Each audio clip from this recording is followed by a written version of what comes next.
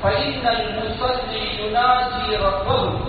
புகாரியுடைய ஹதீஸில் வருகிறது, தொழுகையாளி தன்னுடைய ரப்போடு அவர் கதைக்கிறார், தன்னுடைய ரப்போடு அவர் முனாஜாத் செய்கிறார், உரையாடுகிறார். எனவே உலகத்தில் இருக்குகின்ற இன்பங்கள் எத்துணை இன்பங்கள் இருக்குகின்றனவோ அத்துணை இன்பங்களையும் துறந்துவிட்டு ஒரு பேரின்பத்தை நோக்கி போக முடியுமாக இருந்தால் அது தொழுகை என்பதுதான் இந்த பேரின்பம். எல்லா இன்பங்களையும் விட்டுவிட்டு, எல்லா இன்பங்களையும் மறந்துவிட்டு ஒரு பேரின்பத்திலே நாங்கள் ஈடுபடுவதாக இருந்தால் அது தொழுகைதான். எம்மை படைத்து ஆளுகின்ற அரசர்களுக்கெல்லாம் அரசனான அகிலத்தை உலகத்தை படைத்து ஆளுகின்ற ரப்புல் ஆலமீனோடு கதைக்கின்ற உரையாடுகின்ற அந்த சந்தர்ப்பம். எனவே அன்பான அல்லாஹ்வின் நல்லடியார்களே, இந்த தொழுகையை நாங்கள் அழகுபடுத்த வேண்டும், அழகாக்கிக் கொள்ள வேண்டும். தொழுகிற தொழுகையை கொஞ்சம் கவனத்தை நாங்கள் செலுத்தினால் என்னுடைய தொழுகையை அழகாக்க வேண்டும் என்று நாங்கள் முடிவெடுத்து விட்டால் அதனை எவ்வாறு அழகுபடுத்துவது? என் தொழுகை அழகாக இருக்க வேண்டுமே, என் வாகனம், என் உடை, என் வீடு, என் பொருள் அழகாக இருக்க வேண்டும் என்று ஆசைப்படுவதைப் போலவே என் தொழுகை அழகாக இருக்க வேண்டுமே என்று ஏன் நாங்கள் ஆசைப்படக்கூடாது? அதற்காக சில முயற்சிகள் செய்யக்கூடாது? அன்பான அல்லாஹ்வுடைய நல்லடியார்களே, தொழுகையை அழகுபடுத்தி இறையச்சத்தோடு பயபக்தியோடு மனதை கட்டுப்படுத்தி நாங்கள் தொழுகின்ற போது அந்த தொழுகை உண்மையிலேயே படைத்தவனை நோக்கி முன்னேறுகின்ற ஒரு மெராஜுடைய பயணமாக மாறிவிடுகிறது. எனவேதான் அல்லாஹ் அதனை மெராஜுடைய பயணத்தில் ஸல்லல்லாஹு அலைஹி வஸல்லம் அவர்களை வரவழைத்து நேரடியாக உரையாடி அந்த வணக்கத்தை கொடுத்தது. இதோ உங்களுடைய உம்மத்தினர்கள் என்னை நோக்கி நெருங்க, என்னை நோக்கி பயணிக்க, என்னோடு உரையாட எல்லோருக்கும் இந்த சன்மானத்தை கொடுங்கள் என்று அந்த பயணத்தில் வரவழைத்து நேரடியாக உரையாடி அந்த சன்மானத்தை கொடுத்ததனுடைய பின்னணி யதார்த்தமும் அதுதான்.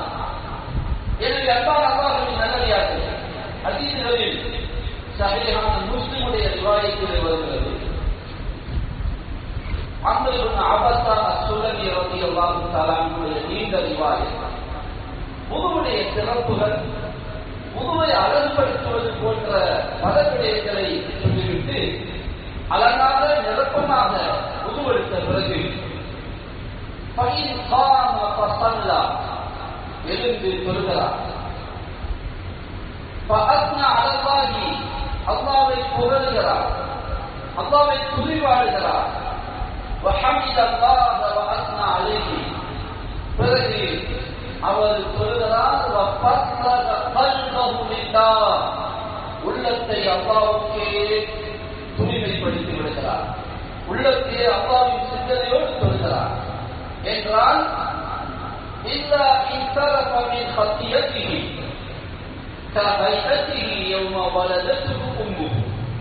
அவர் தொழுகையை முடிக்கும் போது அவருடைய பாவங்கள் எல்லாம் கழுவப்பட்டு சுத்தப்படுத்தப்பட்ட நிலையில் எந்த அளவு கஹையத்திஹி யௌம வலதத்துஹு உம்முஹு அவருடைய தாய் பெற்றெடுத்த அந்த நாளில் எப்படி பாவமற்ற பரிசுத்தமானவராக இருந்தாரோ அதுபோன்ற நிலையில் தன்னுடைய பாவங்களிலிருந்து அவர் வெளியேறியவராக தொழுகையை முடிக்கிறார்.